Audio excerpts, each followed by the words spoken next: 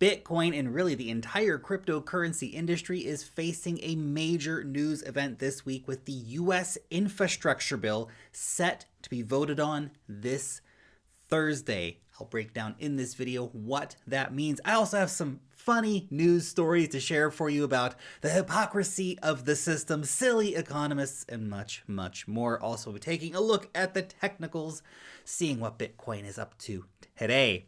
My name's Lark. Every day I make videos talking about cryptocurrency investing, so if that's a topic you would like to learn some more about, make sure you subscribe to the Lark Davis channel. And if you gently tap on the thumbs up button for the YouTube algorithm, that would be super, super awesome. Also, you can click on that notification bell so that you know when I put out a new video. By the way, every single week my team and I produce Wealth Mastery. This is a cryptocurrency investor report, basically the next best thing to have me as your personal cryptocurrency coach. Every single issue, you're going to get a deep dive altcoin report, a step-by-step DeFi tutorial, top-tier technical analysis, token sales, airdrops, interviews, my portfolio updates, and much, much more. All of that for less than $10 a week. Click on the link down below where you can learn more about becoming a member today. Now let's go ahead and take a look here at the technicals. Bitcoin just keeps putting in lower peaks. The downtrend continues for Bitcoin. You can actually look back here and the situation's a bit more dramatic when you scale out here back all the way to April. This was our peak. This is our second peak, obviously a lower peak. And basically now we have this trend line here, the green trend line here. That is what Bitcoin needs to break above. Until we do that, Bitcoin's in a downtrend. The uptrend will restart once we reconquer this green line. Now currently, that's around $50,000. Tricky area of resistance anyway, simply by being such a big round number. Also, there is an incredible amount of Bitcoin that was transacted on chain in that area, meaning that's a major zone for people who might want to be selling, right? When the price comes back up there, they're thinking, oh gosh, I got to get out of Bitcoin. I'm just going to try to break even or take a very, very small loss. I'm going to sell my Bitcoin here. Once we pass that level, of course, it then flips around to be a strong area of price support, as all those people are then in profit and potentially a lot less likely to sell. But it's a pretty important area for us at the moment. So let's see how we play out over the next few weeks here. But even looking closer in here, we can see, again, that we are just continuing to put in those lower peaks for Bitcoin. We really need to have a decent rally here to break out of that cycle. Now, if we do, of course, get lower prices, well, I think we'll continue to see that strong buying pressure coming in. We've seen really a lot of that recently. Now, what's really interesting here with the buying activity that's gone on recently is that basically it's been accumulation right across the board. Ever since we topped out here at $53,000 and had that massive, massive rejection, we saw the buyers starting to step up. Whales drank deeply of the dip, especially early on into the dip.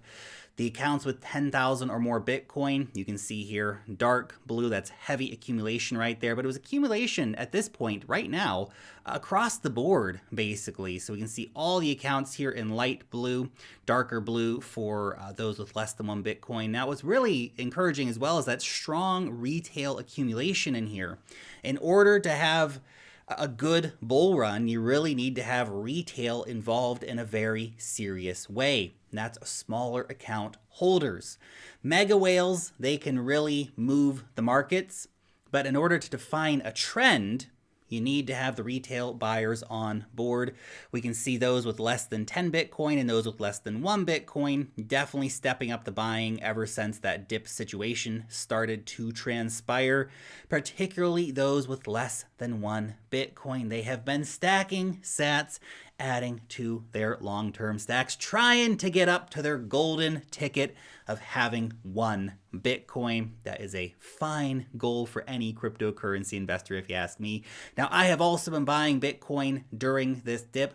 As I mentioned, I bought some Bitcoin at $42,500. Again, I also bought some Bitcoin at $40,000. Now, I do have some buy orders in lower. I have a Bitcoin order in at $38,000, and I have an Ethereum buy order in at $2,500. Now, those orders are just going to sit there. Maybe they get filled. Maybe we get some more FUD. Maybe people start panicking about something else in the market. The prices go down. Remember, we're still in a downtrend until we break $50,000. So a lot can happen in a downtrend, right? We need to actually have a good price breakout to start establishing a new uptrend. Haven't quite got there yet. Until that happens, I will keep those buy orders in. Now, if those buy orders fill, sweet. If they don't fill, also sweet, because that means the prices are still maintaining some strong momentum and that everything is good with the market. And if the market dips beyond those buy orders and it goes down even lower, well, I will probably buy some more at that point. This is a story. Next up, this is a story I feel pretty conflicted about, to be honest. Jamie Dimon, the head of Satan's bank, JP Morgan, he's out there saying that the price of Bitcoin could 10x in the next 5 years. I hate to say it. But I agree with him.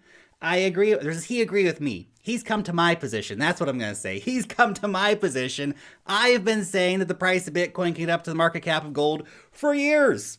Jamie Dimon has been watching the Lark Davis channel. That's what's going on. No.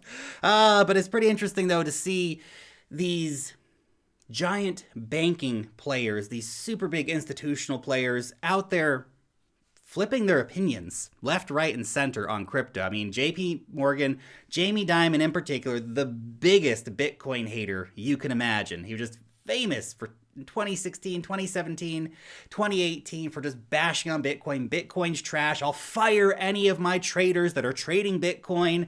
Now, of course, JP Morgan has a Bitcoin trading desk, offers it to their institutional clients, does custody for companies like, or does not custody, but does banking for companies like Coinbase. And now Jamie Dimon's out here saying that Bitcoin could 10x in the next 5 years. He's not wrong. It's not wrong. Bitcoin's going to $500,000. It's just a question of when that's going to happen. Next 5 years? That sounds about right, considering the adoption curve that crypto's going through right now. Just a matter of time, guys. Just a matter of time. I feel dirty, though. I feel dirty having to say this, but yeah, there you go. Jamie Dimon, what are you going to do? All right, next up. This is a very interesting story because I just think in light of everything that's been happening with the SEC recently, with them coming after crypto, they're coming after exchanges, they're coming after developers, they're coming after stakers, they're coming after miners, they're coming after users, they're coming after stablecoins, they're coming after everybody out in here. Here is an incredible story where the SEC just looked the other way to a massive insider trading scandal. So a few of the heads of the Federal Reserve got caught doing insider trading. Basically, they knew which assets the Federal Reserve was going to buy in advance, and then they personally bought those assets, front-running the market using insider information to do insider trading. That's illegal. Now, what's interesting here is that neither of these guys, of course, are going to be investigated for this. Neither of these guys are going to go to jail for this. They're not going to get fined for this. In fact, they've both retired. One of them says, oh, this whole insider trading disclosure distraction thing. I'm so distracted by the story, I have to retire. Come on, man. Come on. This is just one of those stories that it's one rule for them. It's a different rule for everybody else. Think about it. These criminals get to do insider trading and they just get to retire. Nothing will happen to them. Nothing will happen to them.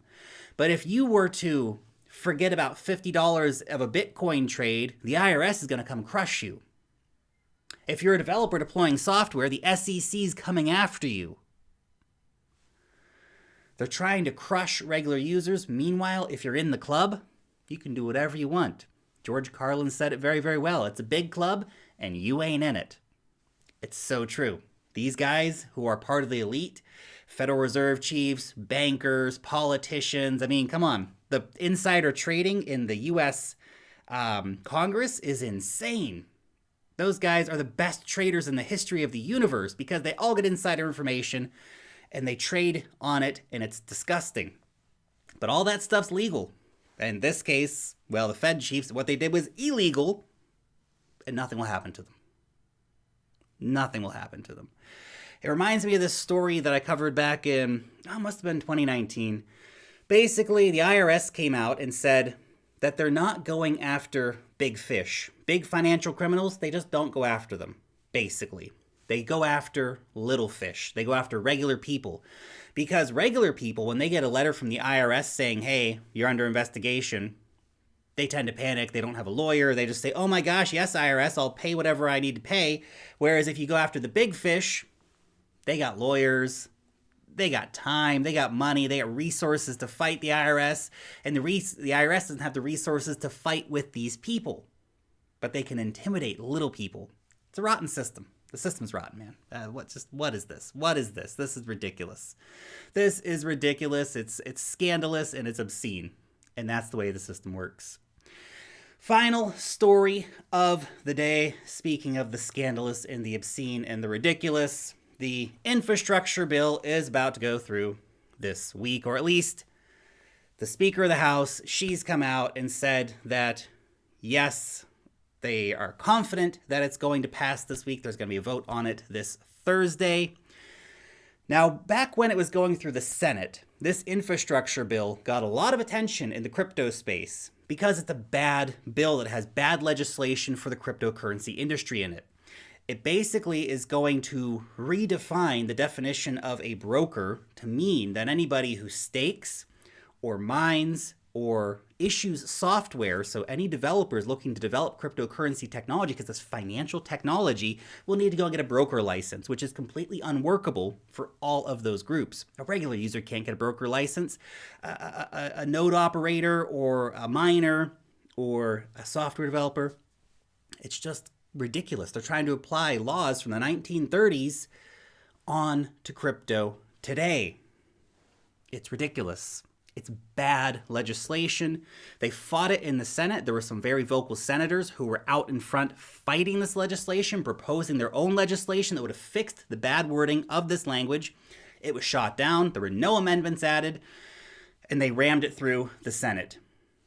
Now it's over in the House. Now, once that passed the Senate, there was a few rumblings of people saying, well, we're going to try and rework the wording here. And then U.S. Treasury came out and said, look, we know that we wrote this legislation. We handed it to our patsy and he put it in the bill. But don't worry, we're not going to enforce it in the way in which we wrote it. Bullshit. You know it is BS, and I know it's BS. The U.S. Treasury Department inserted this into the bill because they know damn well what they're doing and they know damn well how they intend to interpret it. They're not making a mistake. If they had wanted different language in the bill, they would have put different language in the bill. It's that simple. Now, look, I don't want to be too dramatic about this. It is a bad thing for U.S. legislation. I think if this passes as it is, which it seems to be that it's going to pass as it is, and yeah, it's going to be a couple years before it comes into force. I get that. But I'm a long-term investor, so I'm interested in things that happen long-term for the cryptocurrency industry. And look, maybe by the time it actually gets enforced, there will be amendments to it after the bill's passed, or gosh knows what. But I know what we're seeing right now. This is what's happening. This bill is likely to be passed in its current form. Now, the silver lining of this crappy legislation that's probably going to push developers out of the USA, that's going to make the situation even suckier for your average US investor who will probably be not able to stake on exchanges anymore, for example, etc., etc. All of this stuff sucks. But the silver lining of it is that it is finally regulatory clarity. It's the most comprehensive crypto bill ever to be passed in the USA. It's just unfortunate that it's not a real bill and that it's just some crap attached to the back of the infrastructure bill, which of course is going to pass. So there's no debate anymore on the crypto segments of this. It's just been swept under the rug.